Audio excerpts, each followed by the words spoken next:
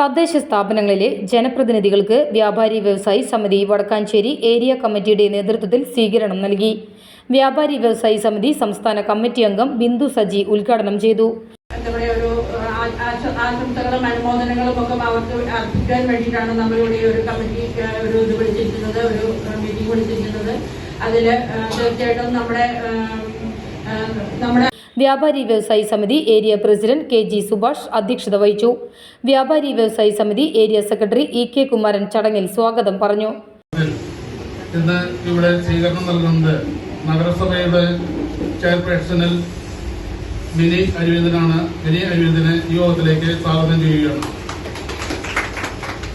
വടക്കാഞ്ചേരി നഗരസഭ chairperson Mini Aravindan, vice chairman PN Surendran, സ്ഥിരം സമിതി അധ്യക്ഷരായ KP മദനൻ, ഷീല മോഹൻ, ധന്യ നിതിൻ, PG സനീഷ് എന്നിവരെയാണ് ആദരിച്ചത്.